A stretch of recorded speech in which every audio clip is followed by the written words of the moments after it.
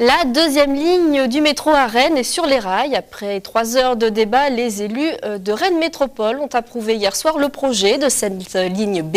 Un vote qui n'a pas déchaîné les passions. Reportage Céline Méloni. 20h45, salle du conseil de l'hôtel de Rennes Métropole. Le public est venu en masse, on s'attend à quelques débats plus ou moins houleux, mais non, la soirée sera plutôt calme.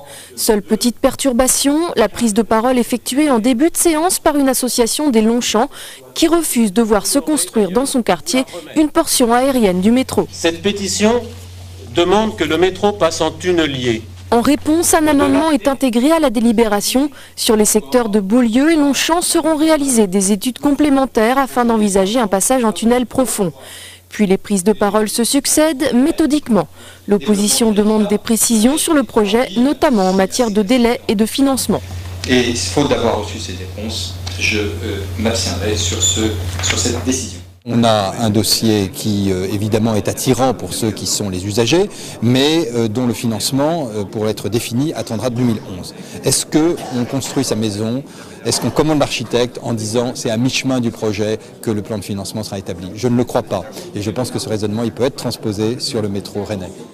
Les Verts choisiront eux aussi de s'abstenir. Au final, la délibération sera votée à l'unanimité, moins 11 abstentions. Une décision presque historique concernant le développement du métro dans l'agglomération rennaise.